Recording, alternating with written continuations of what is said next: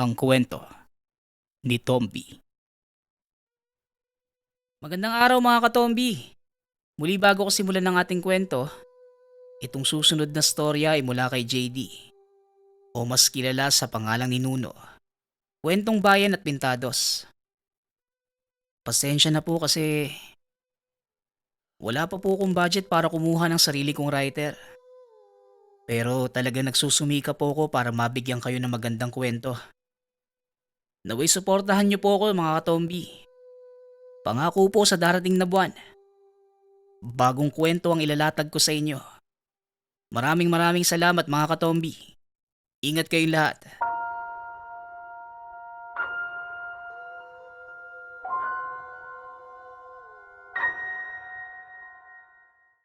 Itago nyo na lamang po ako sa pangalang CJ. Hindi po tungkol sa akin ang kwentong ito, kundi tungkol sa aking kaibigang manggagamo.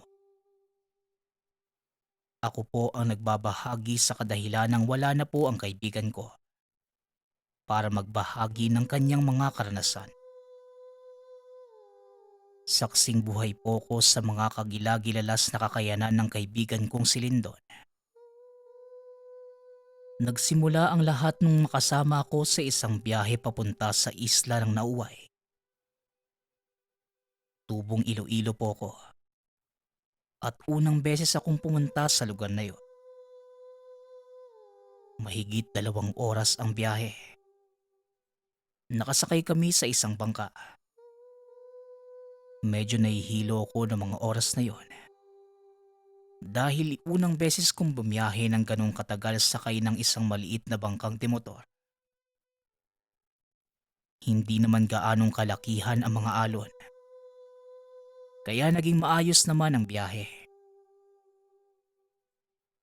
Pagkarating sa isla, kaagad akong bumaba at nagsuka sa dalampasigan. Ang mga kasama ko noon ay ang mga pinsan ko na galing pang Maynila. Nagbakasyon lamang sila at naisipang pumunta sa isang tagong isla. Dahil wala silang mahanap at may nakapagmungkahi ng tungkol sa isla ng Nauway. At dahil maganda naman talaga ang isla, pumayag silang doon na pumunta. Hoy CJ, ayos ka lang ba? Tanong sa akin ito Per. Isa sa mga pinsan ko habang inihimas ang likod ko. Oo naman Kas, okay lang ako. Di lang ako sanay sa malayong biyahe. Mamaya magiging ayos na din ako. Tugon ko sa kanya. Maya-maya ay inaya na kami ng isa sa mga taga doon. Pupunta kami sa bahay na tutuluyan namin.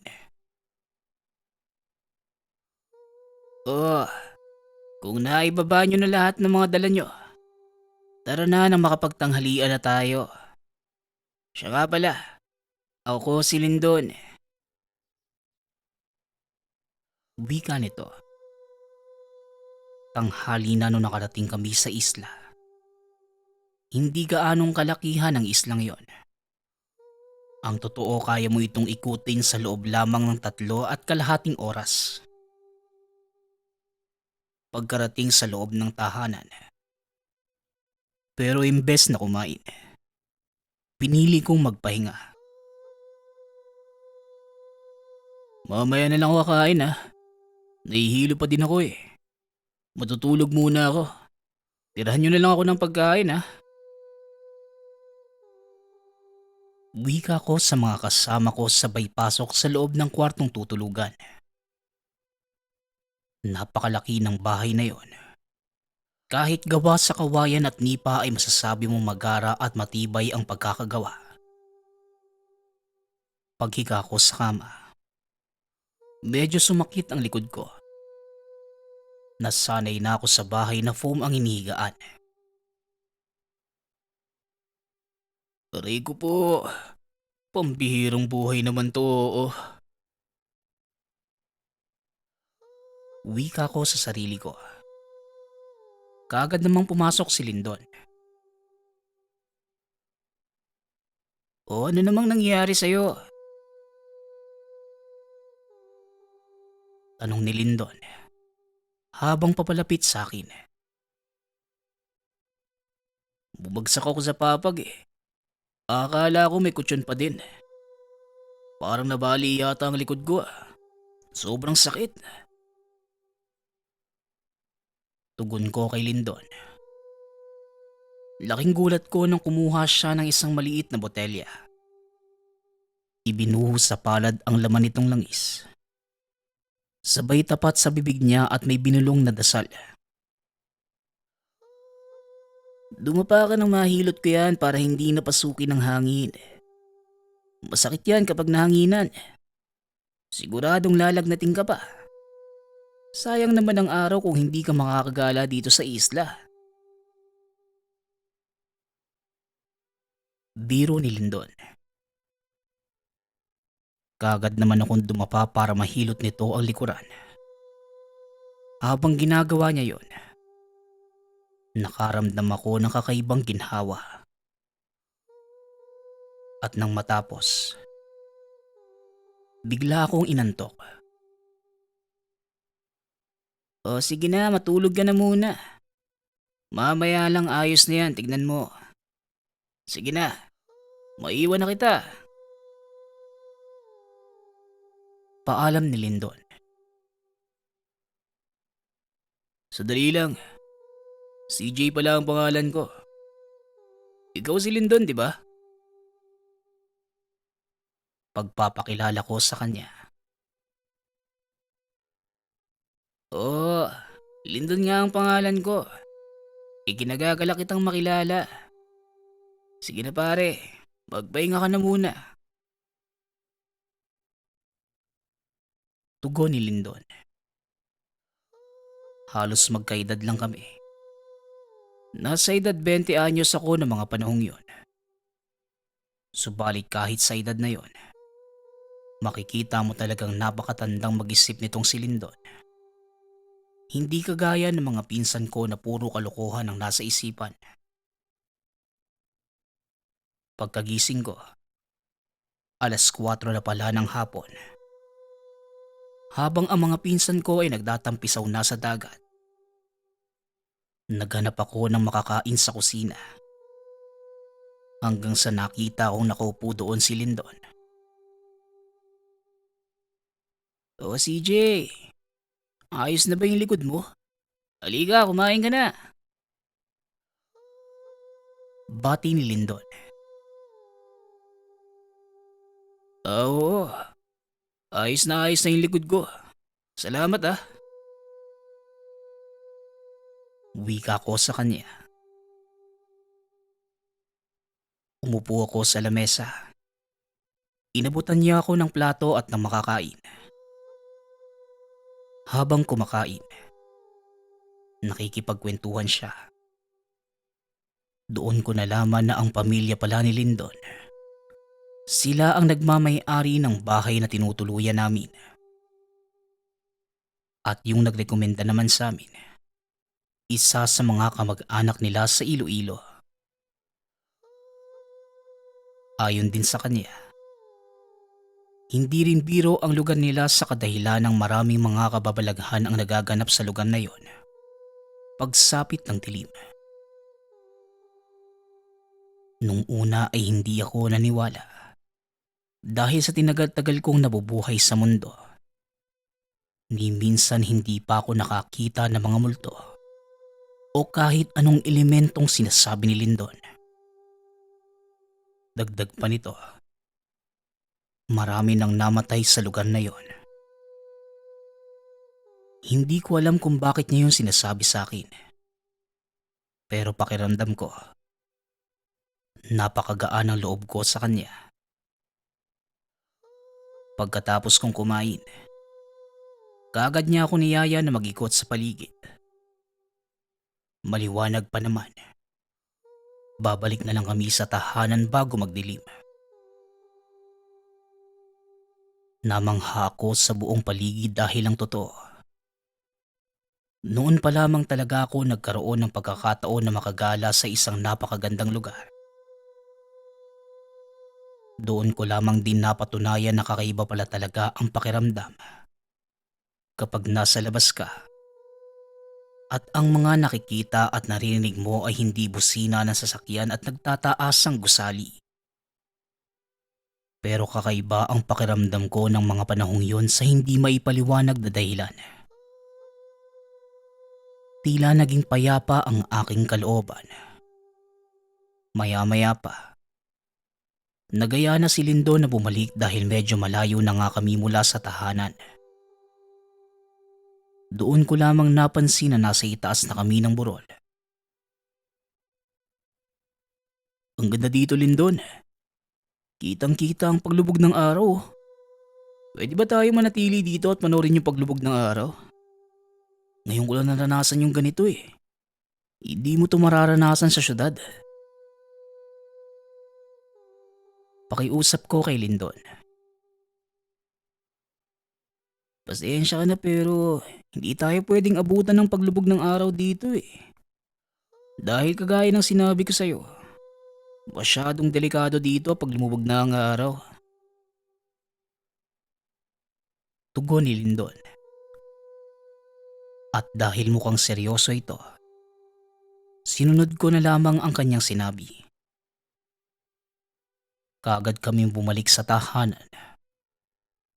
At pagkarating doon, nakita kong tuloy-tuloy pa din ang mga pinsan ko sa paglalaro sa buhanginan. Pero ang pinagtataka ko ng mga oras na yon, may isa silang dalagang kasama. Hindi ko ito kilala. Kaya kagad kong tinanong kay Lindon kung sino ang babaeng yon. Kitang-kita ko ang pagsalubong ng kilay ni Lindon. Dali-dali itong lumakad papunta sa mga pinsan ko. Mula sa kung nasaan ako, narinig ko ang sigaw ni Lindon. Tama na yan. Magdidilim na. Pumasok na kayo ng bahay. Dahil sa gulat, kaagad naman nagpasukan ang mga pinsan ko sa loob ng tahanan. Bagaman nagtataka, tila pinangunahan sila ng takot kay Lindon. Naiwan sa dalampasigan ang dalaga at si Lindon. Kaya kagad ako lumapit para malaman kung ano ang pinag-uusapan nila. At dahil nakatalikod sa akin ang dalawa, hindi nila napansin ang paglapit ko.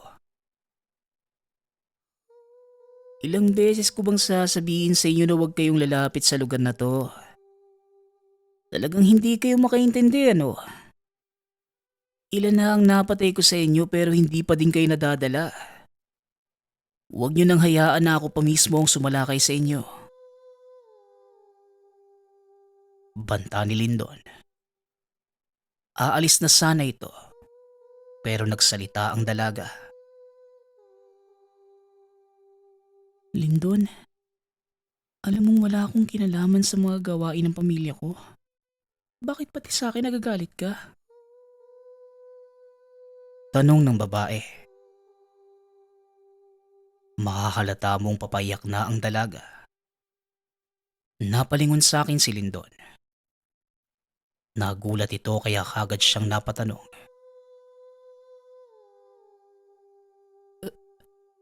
CJ, kanina ko pa ba dyan? Tanong ni Lindon. Hindi naman. Ngayon lang. Liga na. Tulungan na lang kitang magluto. Tugon ko sa kanya. Nagmaang-maangan na lang ako dahil ayaw kong mapahiya yung babae. Nang lingunin ko ito, nakayuko lamang. Nakaupo pa din sa buhangin. Pagpasok namin sa tahanan, kagad na pumunta si Lindon sa kusina.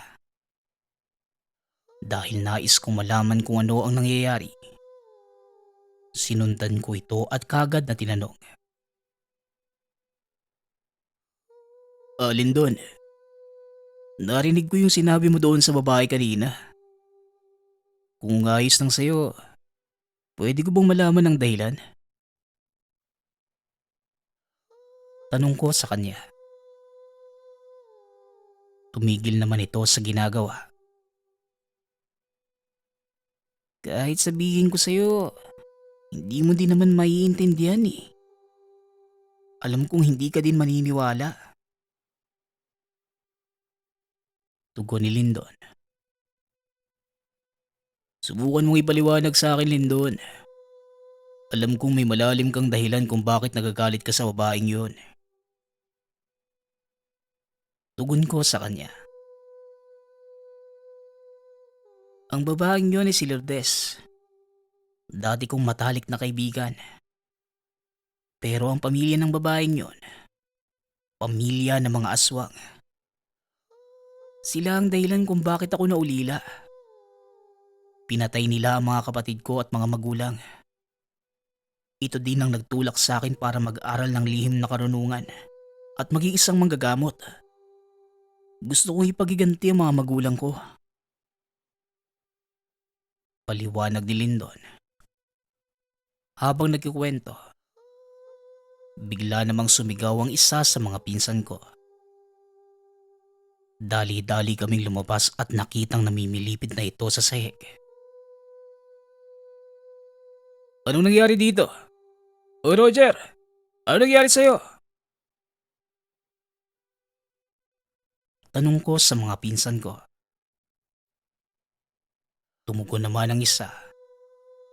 Sinabing nakahiga lamang ito sa bangko kanina dahil sumama ang kanyang pakiramdam.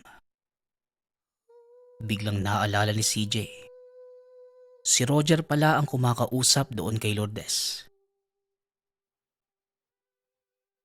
Walang hiya talaga yung mga aswang na yun. Umanda sila sa akin. Wika ni Lindon. Kagad itong pumasok sa silid. Paglabas ng binata, may dala na itong itak at may iba't ibang medalyon na din ang suot. Sinabihan niya kaming walang susunod. Pero dahil sa katigasan ng ulo ko, sinundan ko si Lindon. Bit-bit ang sulo. Pumunta si Lindon sa loob ng gubat. Sa gitna ng paglalakad, may 3 tao na humarang sa amin. Tsaka pa lamang nalaman ni Lindon na nakasunod ako sa kanya. Dahil bumangga ako sa likuran niya. Anong ginagawa mo dito, CJ? Di ba ang sabi ko walang susunod? Wika ni Lindon. Sinabihan niya akong wag aalis sa kinatatayuan. Isinuot niya sa akin ang isa sa mga medalyon. Inusalan ako ng dasal. Diyan ka lang. Hindi ka nila makikita dahil sa suot mo medalyon. Wika ni Lindon. Sumang-ayon na lang ako sa sinabi niya dahil nasa harapan na namin ang 3 katao. Kaagad naman akong napatanong kay Lindon kung ano ang mga nilalang na nasa harap namin. Nasa harap natin ngayon ang 3 uri ng aswang. Isang mandaragit, bangkilan at asbo. Diyan ka lang, CJ. Kahit na anong mangyari, wag na wag kang gagawa ng ingay. Muling wika ni Lindon. At sa mga hindi nakakaalam, narito ang paliwanag sa bawat lahi ng nabanggit.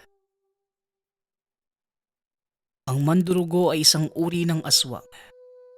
Sila ay magagandang dalaga kapag umaga. At kung gabi naman, may kakayanang magbago ng anyo para maging ibong mandaragit na may mukha na magandang dalaga. Sila ay mga dating kinari. Pinaniniwalaan ng mga kinari ay mga kalahating diwata at kalahating tao. Magagandang nilalang na may pakpak ng ibon sa likuran. Pero kapag ang kinari ay umibig sa tao, ito ay magsisilbi at magmamahal ng tapat. Ngunit kapag ang pag-ibig ng tao ay hindi dalisay, ang kinari ay magiging aswang na kung tawagin ay mandurugo. Ang bangkila naman ay uri ng aswang na pinaniniwala ang magagandang dilag mula sa hanay ng kadatuan. Sila ay may kakayanang mag-anyong aso, baboy, o iba pang nilalang sa dilim. Higit silang nakatataas kaysa sa ibang uri ng aswang. Pinaniniwala ang may kakayanan silang gawing aswang ang karaniwang tao sa pagsali ng perlas na itim mula sa kanilang bibig sa taong nais nilang maging aswang. Habang ang asbo naman, isang uri ng aswang na may kakayanang magpalit anyo bilang malaking aso. Kumakain ito ng lamang loob. Balik tayo sa kwento. Isa-isang sumugod ang mga ito kay Lindon. Nakita ko ang husay niya sa pakikipaglaban. Habang pinapanood ko, napapansin kong iba-iba ang estilo ng pakikipaglaban ng bawat isa sa mga kaharap ni Lindon. Hanggang sa napuruhan niya ang isa sa mga ito. Napatakbo ito papalayo dahil sa natamo nitong sugat sa tagiliran. Pero sa kasamaang palad, tinamaan naman ng kalmot ng ikalawang aswang si Lindon. Medyo nahirapan siya sa isang ito sapagkat meron itong kakayanang lumipad. Subalit hindi siya nagpatinag.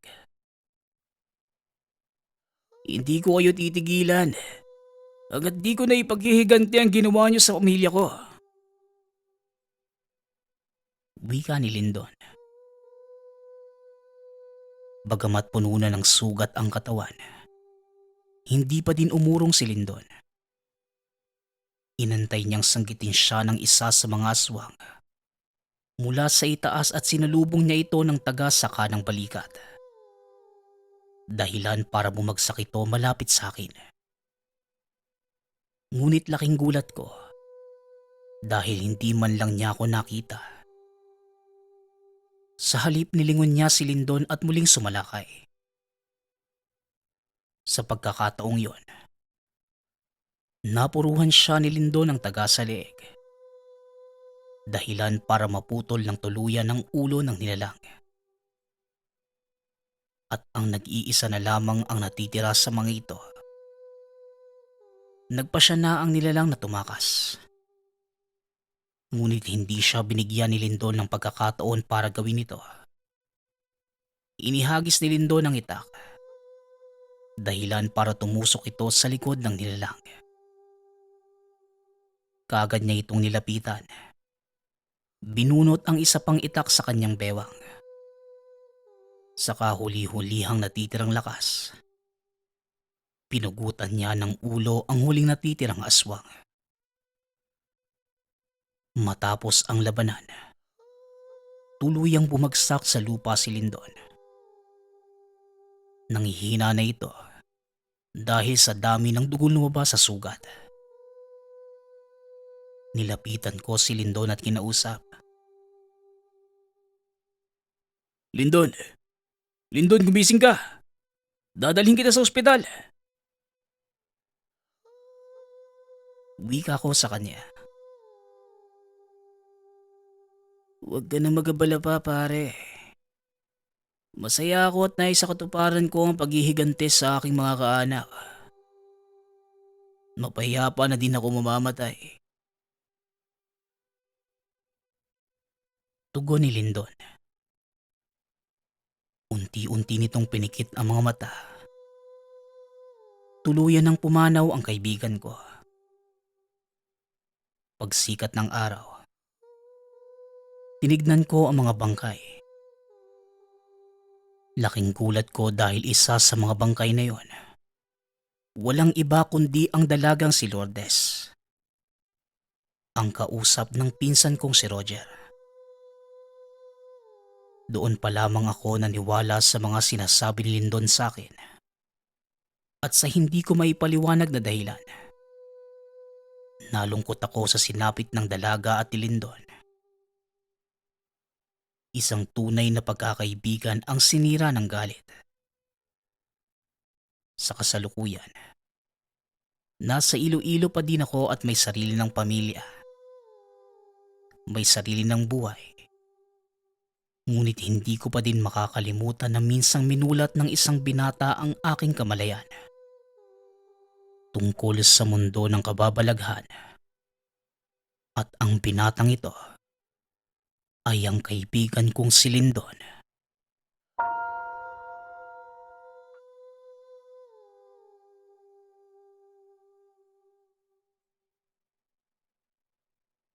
Sa lungsod ng Sulat Samar naninirahan ang mag-asawang Nanay Kim, 30 anyos, at Tatay Nando, 35 anyos. Pagtatanim ang kinabubuhay ng mag-asawa. Si Nanay Kim ang nag-aani ng mga pananim, samantalang si Tatay Nando naman ang nagbebenta. Puno ng saya at pagmamahalan ng dalawa, lalo na nang isilang ang unang anak na pangalanan nating Diling. Natagalan pa bago nagkaroon ng anak ang mag-asawa. Diling ang ipapangalan ko sa panganay natin, Nando. Dahil siya ang bigay ng Diyos sa mga hiling natin. Wika ni Nanay Kim. Lahat ng pangangailangan ng anak, binigay ng mag-asawa. Kaya lalo pang nagsumikap si Nanay Kim sa buhay. Hindi nagtagal. Nagbunga ang kasipagan ni Nanay Kim. Nagkaroon ng negosyo at nagtagumpay. Doon nagsimulang maging masagana ang pamumuhay ng pamilya. Wala nang maihiling pa ang mag-asawa ng mga oras na yon. Hanggang sa ang tinatamasang ginhawa, napalitan ng kabiguan dahil sa isang pangyayaring kailanman hindi nila inaasahan. Isang araw, "Mahal, nawawala si Diling. Kanina ko pa siya hinahanap dito eh. Sabihan mo naman ng katulong." Wika ni Nanay Kim. Kaagad namang umalis si Tatay Nando. Ilang minuto lang ang nakalipas. Bumalik ito sa asawa na hindi maipinta ang muka. "Ano, Nando? Tinanong mo na ba ang mga katulong? 3 taon pa lang si Diling. Paano na lang kung nakalabas yun ng bahay?" Wika ni Nanay Kim. Labis ang kabang nararamdaman ng mag-asawa. Hindi nila mahanap si Diling kahit sa ang sulok ng tahanan. Hanggang sa lumipas ang isang araw, hindi pa din nila nakikita ni Anino ng bata. Kaya nagpasya na ang dalawa na ipaalam sa pulisya ang pagkawala ng bata. Hanggang sa lumipas pa ang isang buwan. Pero wala pa din silang napala. Hindi pa din nahanap si Diling. Lumipas pa ang maraming taon. Wala pa din silang naging balita sa anak. Unti-unti nang nawawala ng pag-asa si Nanay Kim na buhay pa si Diling. Lingid sa kaalaman ng mag-asawa. Nung araw na nawala si Diling, nakuha pala ito ng sindikato na nagbebenta ng bata. Matagal nagpalaboy-laboy si Diling sa kalsada. Mabuti na lang at nailigtas siya ni Tatay Galo, isa sa pinakamalakas na antingero sa kanilang lugar. 10 taon na si Diling ng mga oras na yon. Wala itong alaala sa tunay na mga magulang. Porselas na bigay lang ng mga ito ang meron siya. "Tatay Galo, sa tingin mo po, hinahanap kaya ako ng mga magulang ko? Mahal kaya nila ako?" Tanong ni Diling. "Oo naman anak. Gaya nga ng ikunento mo sa akin. Matagal na panahon kang tinago ng mga masasamang tao. Kaya sigurado ako, matagal ka nang hinahanap ng mga magulang mo. Manalig ka lang sa Diyos anak. Didinggin din niya ang dasal mo. Wika ni Tatay Galo, sabay yakap kay Diling. Minahal ni Tatay Galo si Diling na tulad ng tunay na anak. Dahil antingero si Tatay Galo at isa ding manggagamot. Unti-unti nitong tinuruan si Diling ng lihim na karunungan. Masaya naman ang bata at mabilis na natuto. Sa paglipas ng panahon, natuto si Diling ng mga ritual at iba pang kaalaman patungkol sa pagiging antingero. Tatay Galo, tignan mo po. Nakagawa na ako ng pangontra sa aswang. Matagal ko pong inaral to. Wika ni Diling. Sobrang saya ng bata ng mga oras na yon. Napangiti naman si Tatay Galo. Masaya itong makita na nagtagumpay ang anak-anakan. Habang tumatagal, mas lalong humuhusay si Diling sa mga kaalaman na meron si Tatay Galo. Maraming inaalaga ang mutya at tagimat si Tatay Galo. Lahat ito ay merong basbas mula sa simbahan at Biblia. Sa mga labanan naman, madalas nitong sinasama si Diling. Kaya kahit bata pa, marami itong natutunan mula sa tinuring na ama. Simula nang mapunta sa poder ni Tatay Galo si Diling, binigyan na niya ito ng mga pangontra sa lahat ng mga nilalang. Bata pa lamang si Diling, pero alam na niya ang buhay na meron si Tatay Galo. Ngunit sa paglipas ng mga panahon, nakaramdam na si Tatay Galo ng unti-unting paghihina ng katawan. Kaya kagad nitong kinausap si Diling. Anak, sa oras na wala na ako, hanapin mo ang tunay mong mga magulang. Ayokong mabuhay kagaya ng pamumuhay ko. Maging masaya ka. Sundin mo ang nilalaman ng iyong puso. Wika ni Tatay Galo. Nakatitig lang si Diling sa kanya habang nakangiti. Opo, Tatay Galo. Gagawin ko po ang binili niyo. Palagi ko pong itatatak sa puso at isipan ko kung gaano kakabuti sa akin. Kahit na hindi mo po ako kaano-ano, kinupkup niyo po ako at minahal. Lahat po ng mga tinuro mo sa akin, gagamitin ko po yun lahat sa kabutihan para makatulong ako sa kapwa ko. Tugon ni Diling. Kaagad nitong niyakap ng mahigpit si Tatay Galo. Makalipas ang ilang araw, sumabak si Tatay Galo sa labanan. Pero hindi niya sinama si Diling.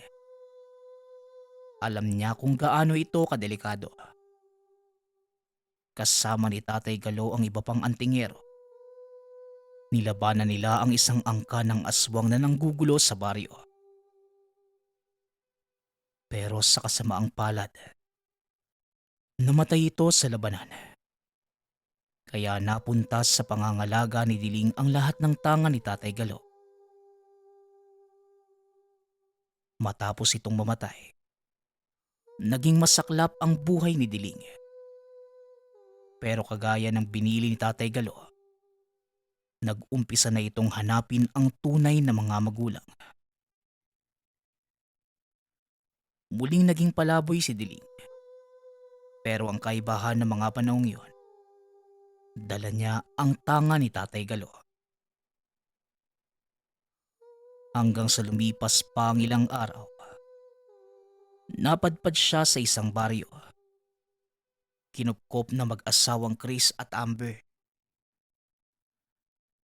Bagong kasal pa lamang ang mag-asawa. Pero 8 buwan nang buntis si Amber. Mahal, may nakita akong batang babae sa labas. 15 anyos daw siya eh. Hinahanap ang mga magulang niya. Magagabi na oh. Baka mapano kaya pinatuloy ko na muna. Baka mapagtripan pa ng kung sino eh. Delikado pa naman ang panahon ngayon.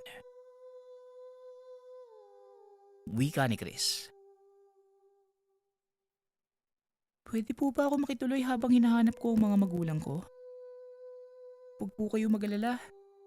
Hindi naman po ako magiging pabigat eh. Marunong po ako maghanap buhay. Kaya ko pong gumawa ng mga gawaing bahay. Wala po kayong magiging problema sa akin. Kailangan ko lang po talaga na matutuluyan. Lalo pat malapit na ang tagulan. Wika ni Diling. Napangiti naman sa kanya si Amber. Walang problema, Iha. Ako nga pala si Amber. At ito naman yung asawa kong si Chris. Payag naman ako na tumuloy ka dito. Wika ni Amber. Napangiti naman si Diling. Maraming salamat po. Huwag po kayo mag-alala.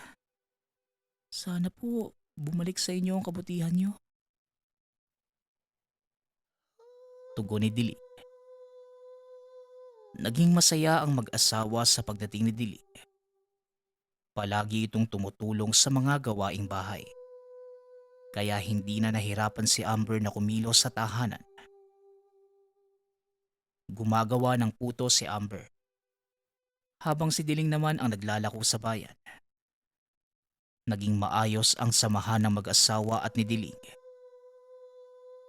Hanggang sa bigla na lang dumating ang kapatid ni Amber na si Vivian.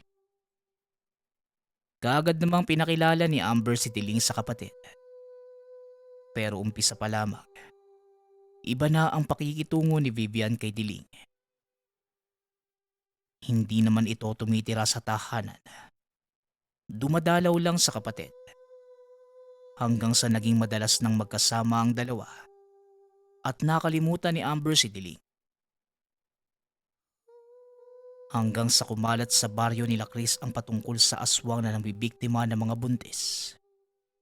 Nagpapanggap ito bilang ibang tao. Pipilitin na maging malapit sa biktima.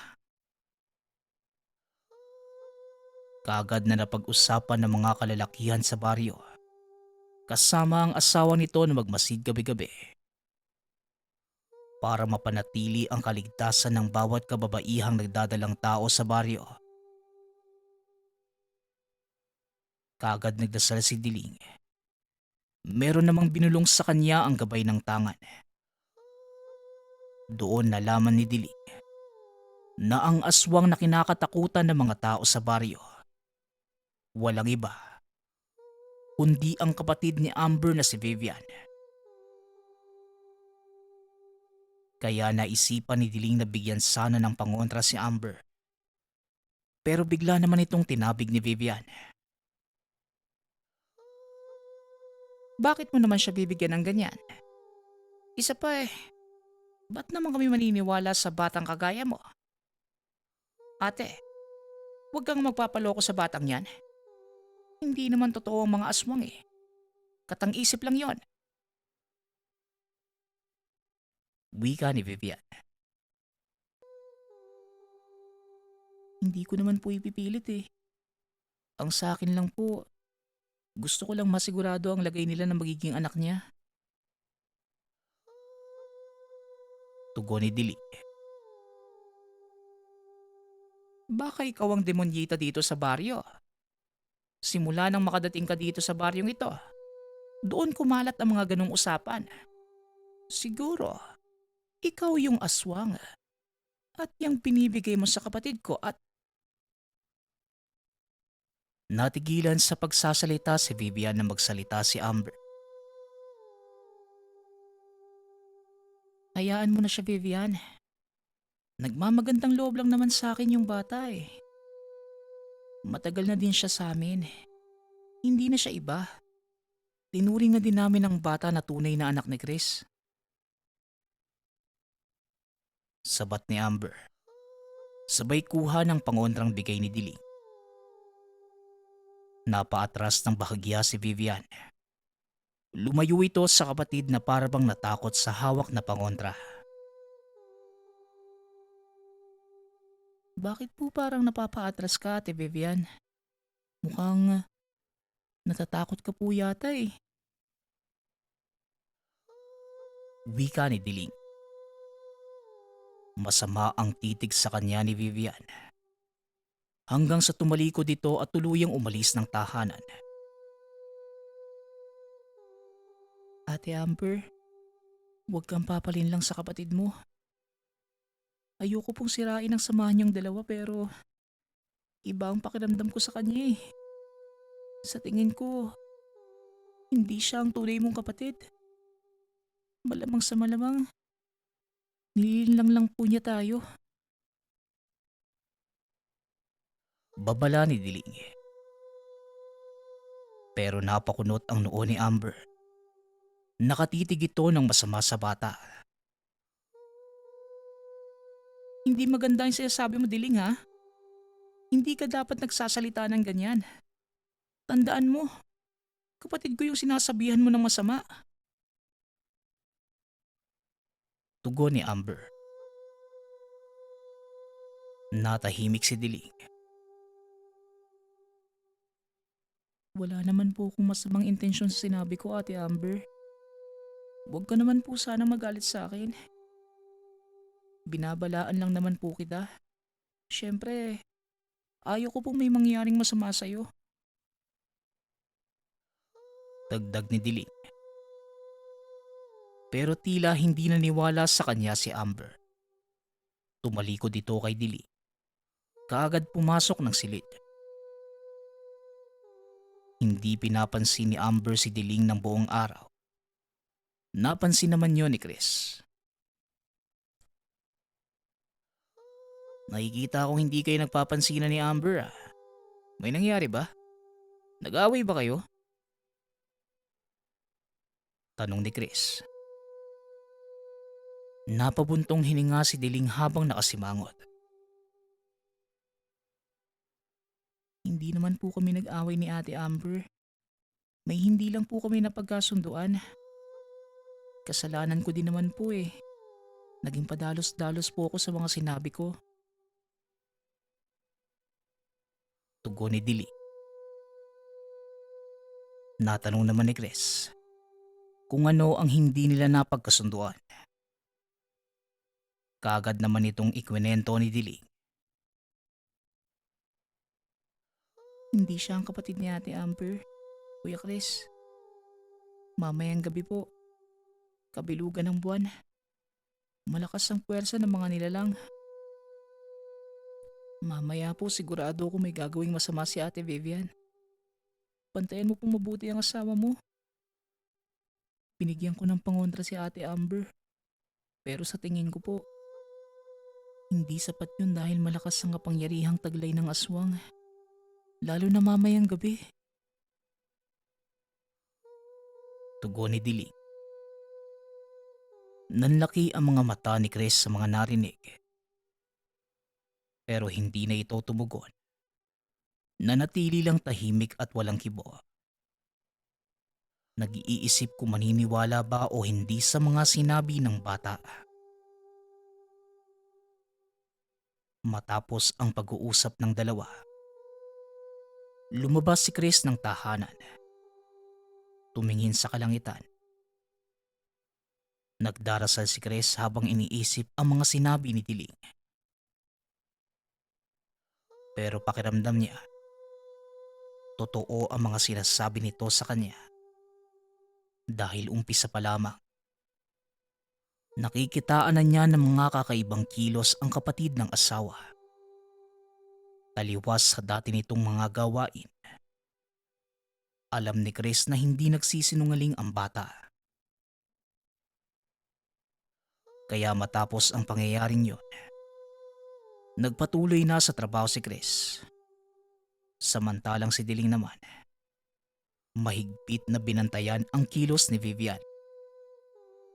Pero nang mapansin ni Amber na nakamasid si Diling sa kapatid, pinagalitan niya ang bata. Sinabihan nito si Diling na lumayo na muna sa kanya at wag na siyang pakialaman. Nirerespeto ni Diling si Amber at kagaya ng sinabi nito, lumabas na lang siya ng tahanan. Naghanap na maaaring pagkakitaan at pagsapit ng gabi. Aalis sana si Chris at may bibilin lang sana sa merkado. Magpapaalam na sana si Chris sa asawa pero kaagad nitong sinabi na hindi siya mapalagay. Gumugulo ang isipan nito sa mga sinabi ni Diling. Mahal, huwag ka na kayang umalis.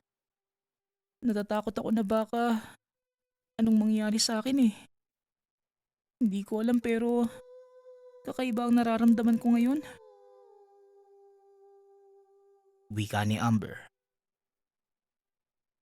Kaagad naman itong niyakap ni Chris. Mahal, saglit lang naman ako eh. Babalik din ako kaagad. Tsaka andyan naman si Diling eh. Hindi ka nun papabayaan. Mahal na mahal ka nun, di ba? Hindi naman yun papayag na mapahama ka. Tugon ni Chris. Samantalang si Diling naman, kakauwi lang ng tahanan. Nakatambay ito sa labas ng bahay ng mag-asawa. Nahihiya siyang pumasok sa loob dahil galit sa kanya si Amber. Maya-maya pa, nakita niyang lumabas si Chris. Bit-bit ang matulis na kawayan. Panugis ng aswang na may basbas mula sa simbahan. Hindi niya sinabi ang totoo sa asawa dahil ayaw niyang mag-alala ito. Sinubukan pa ni Diling na pigilan si Chris. Subalit hindi na ito nagpapigil. Binantayan na lamang ni Diling si Amber para hindi ito masaktan ni Vivian. Hanggang sa ilang sandali pa ang lumipas. Nakita niya si Vivian sa labas ng tahanan. Kaagad itong sinundan ni Diling at nang makalayo, doon siya kinumpronta ni Vivian. Akala mo hindi ko mahahalata ang mga kilos mo, Diling? Alam ko na isa kang tagapangalaga ng mutya at agimat. At binigyan mo pa talaga si Amber. Wika ni Vivian. Matagal ko na napapansin. Tama nga ang binubulong sa akin ng mga agimat at mutsyang hawak ko. Hindi ikaw ang kapatid ni Ate Amber. Isa kang huwad. Pero hindi ko hahayaan na saktan mo sila. Tugon ni Diling. Sa tingin mo, matatalo mo ako? Isang paslit ka lang. Samantalang ako'y matagal nang nabubuhay sa mundo. Mas marami akong karanasan at natalong mga antingero. Sa katunayan, ako din ang pumaslang sa tinuring mong ama na si Galo. Wika ni Vivian, kasabay ng malakas na pagtawa. Sinabi ko nang haba eh, ikaw yun. Nararamdaman ko talaga na tama ako. Nasaan ang kapatid ni Ate Amber? Bakit mo gamit ang mukha ni Ate Vivian? Tanong ni Diling. Hanggang sa nag-iba ang itsura ng babae. Lumaki at nagbabaga ang mga mata habang nakatitig sa kanya ng masama. Hindi kita hahayaan na hadlangan ng mga plano ko. Papatayin kita ngayon pa lang para hindi ka na maging sagabal. Tugon ni Vivian. Mabilis itong kumilos at sinakal si Diling. Hanggang sa bigla na lang umilaw ang agimat na suot nito. Nabitawan siya ni Vivian na tila napaso. Sa tingin mo, papabayaan ako ng mga tangan ni tatay? Malakas ka pero hindi ko hahayaan na matalo mo ko. Wika ni Diling. hanggang sa may tila pababang liwanag sa kalangitan. Malakas na kulog at kidlat ang naganap na ikinabahala naman ng mga kabaryo. Nagtunggali ang dalawa. Doon nagsimula ang labanan ng kasamaan at kabutihan. Kaagad nagdasal ng mga ritual si Diling. Nanghihingi ito ng basbas mula sa Panginoon. Alam niyang malakas ang nilalang nakarap.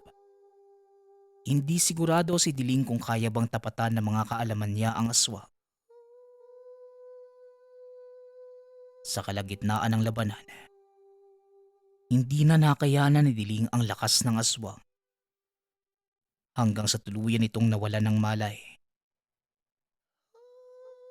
Matapos mahimatay ang bata, kaagad na bumalik si Vivian sa tahanan ng kapatid para ituloy ang masamang plano. Angal kong kapatid, nasan ka na? Halika dito. Lumapit ka sa akin nang mapas lang kita. Wika ni Vivian habang papasok ng tahanan ni Amber. Lumabas naman mula sa kwarto si Amber. Nagtatakang tumingin sa kapatid.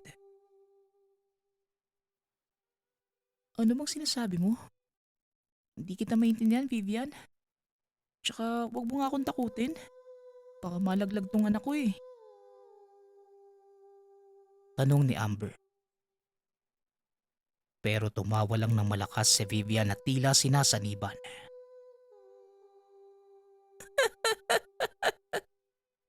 Hindi ako ang kapatid mo. Hindi ka nakinig sa batang kasama niyo dito. Pero wag kang mag-alala. Natalo ko na ang tagapagtanggol mo. At ngayon, ikaw naman ang isusunod ko nang sa ganun. Maging masaya na ako kasama ang asawa mong si Chris. Tugon ni Vivian. Hindi niya sukat akalaing tama si Diling. Pakiusap. Huwag mo akong saktan. Lalo na ang bata sa sinapupunan ko. Maawa ka. Wika ni Amber. Hindi ako maaawa sa iyo. At mas lalong hindi ako naaawa sa batang nasa sinapupunan mo. Pagkain ko lang kayo na magiging anak mo. At sa oras na mawala kayo, magiging masaya na ako habang buhay. Tugon ni Vivian. Kasabay ng biglaang pagpapalit ng anyo. Ipinakita ng nilalang ang tunay niyang itsura. Isang matandang uugod-ugod. Napakapangit ng muka. Sigaw ng sigaw si Amber at tinatawag ang pangalan ng asawa. Humihingi ito ng tulong at nagbabaka sakaling may makarinig sa kanya. Pero bigo si Amber. Dahan-dahang lumapit ang nilalang sa kanya. Napaupo sa sahig si Amber. Sa kabilang banda, nagising na si Diling. Kaagad pinuntahan si Chris. Nagpatulong ang bata sa mga agimat at mutya na pinangangalagaan.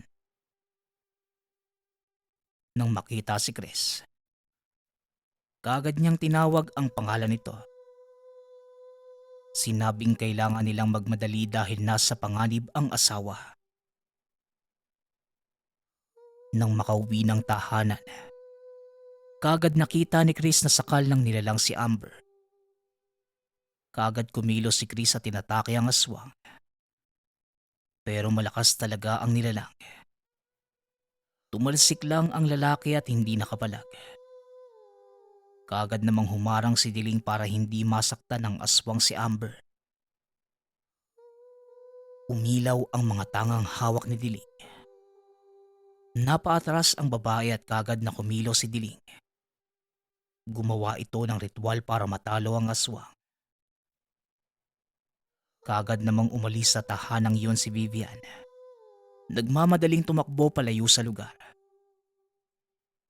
Kaagad sinunda ni Diling ang nilalang at dinampot naman ni Chris ang matulis na kawayan na may basbas ng simbahan. Kaagad niya itong hinihagis. Tinamaan sa bandang puso ang babae.